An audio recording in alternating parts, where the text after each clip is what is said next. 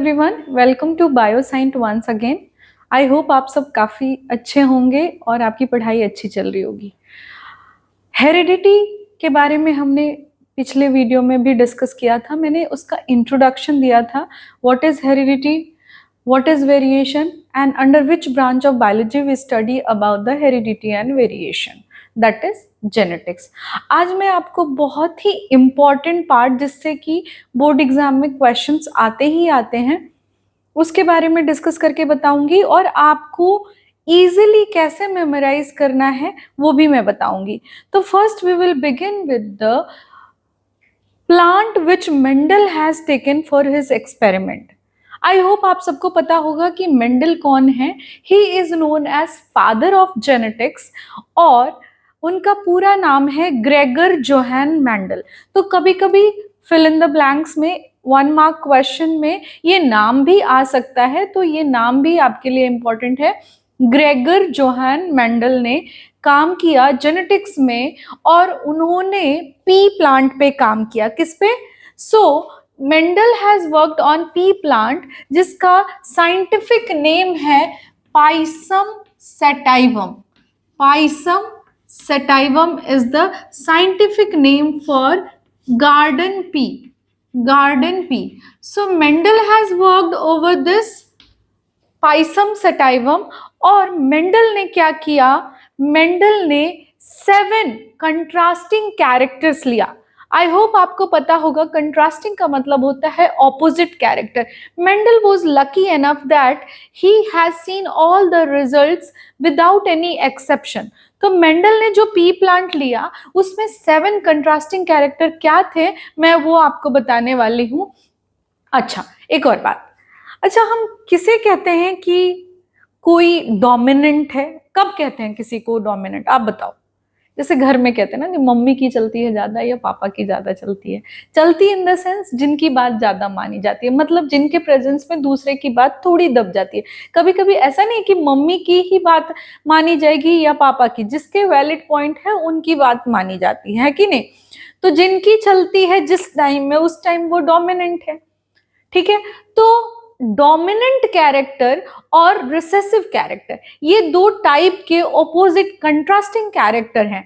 तो हम जब भी डोमिनेंट कैरेक्टर की बात करते हैं तो हम उसमें कैपिटल अल्फाबेट से डिनोट करते हैं, और जब रिसेसिव कैरेक्टर की बात करते हैं तो उसे लोअर केस में हम डिनोट करते हैं उसे। जैसे कि आप टॉल की बात करोगे तो capital T denotes the dominant character and the small t denotes the recessive character। ठीक है, तो अब आते हैं हम कि मेंडल ने क्या लिया।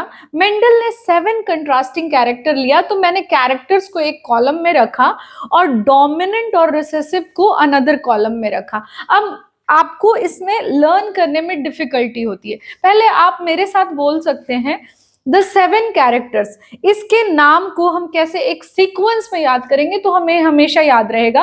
पहले हम बोलेंगे height, colour, position. Repeat after me. Height, colour, position. Seed shape, seed colour. Pod shape, pod colour. क्या बोलेंगे? Height, colour, position, seed shape, seed colour, pod shape, pod colour. Once again, height, color, position, seed shape, seed color, pod shape, pod color। ठीक है, I hope आपको आया ये समझ में। अब हम बात करेंगे कि हाइट किसकी, हाइट किसकी बात हो रही है? तो हाइट ऑफ द प्लांट। किसकी बात कर रहे हैं हम? हाइट ऑफ द प्लांट, ये एक character. Colour of the flower, किसका कलर? फ्लावर का। और पोजीशन ऑफ द फ्लावर, बस इतना ही आपको लर्न करना है। हम कलर और पोजीशन फ्लावर की बात कर रहे हैं और हाइट जो है वो टोटल प्लांट की बात करें। तो मेंडल ने गार्डन पी लिया। पी प्लांट के कुछ फीचर्स मैं आपको बता देती हूँ। पी प्लांट जो है वो इजीली ग्रो कर सकता है, इसके नंबर ऑफ प्रोजेनी ज्यादा होते हैं और इनमें क्लिस्टोगैमस फ्लावर होता है। क्लिस्टोगैमस, क्लिस्टोगैमस, ये टर्मिनोलॉजी हो सकता है आपको मुश्किल लगे, इसलिए मैं ये सब लिख देती हूँ। Cleistogamous flower. क्लिस्टोगैमस फ्लावर का मतलब होता है क्लोज्ड फ्लावर। क्या होता है? Closed flower.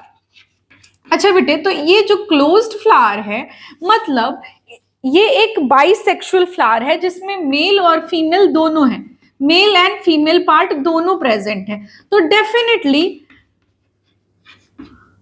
डेफिनेटली क्या होगा, ये जो है वो it prefers what, it prefers self pollination, of course, क्योंकि दोनों पार्ट इसी में है तो सेल्फ पॉलिनेशन। लेकिन अगर हम बोलें कि मेंडल साहब ने क्या किया, इनका क्रॉस पॉलिनेशन कराया, कैसे कराया होगा आप बताइए। तो जो मेल फ्लावर में स्टेमन होता है, जिसमें ये जो है ये स्टेमन कहलाता है, और फीमेल पार्ट जो है वो पिस्टिल कहलाता है। क्या कहलाता है? पिस्टिल, है ना।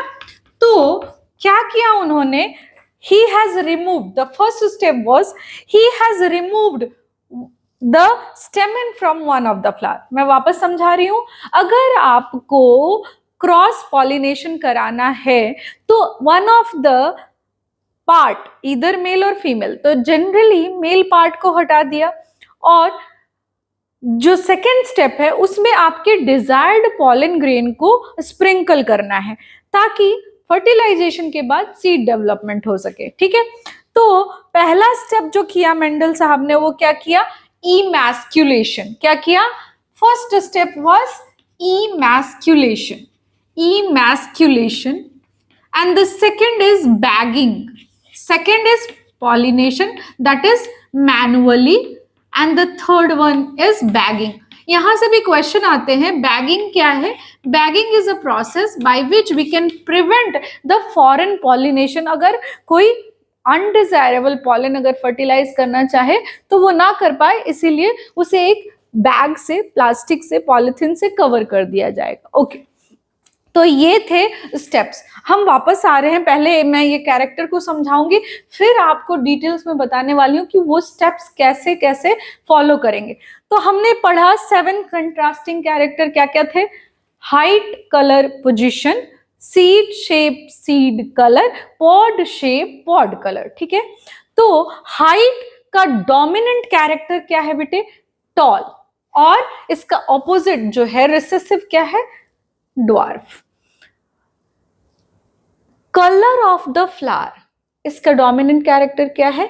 वायलेट, और रिसेसिव कैरेक्टर क्या है? व्हाइट।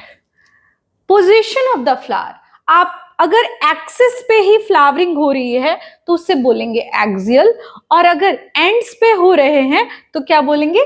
टर्मिनल। ठीक है, अच्छा, सीड शेप, सीड शेप जो नॉर्मल है round, round is the dominant character and wrinkled is the recessive character. Seed color, yellow is the dominant one, green is the recessive one. The pod shape, अब बताओ pod क्या होता है?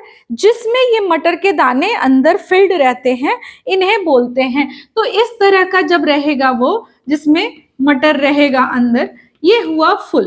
और अगर इस तरह से कंस्ट्रिक्टेड है, इस तरह से कंस्ट्रिक्टेड है, इसे बोलेंगे कंस्ट्रिक्टेड, जो कि एक रिसेसिव ट्रेट है।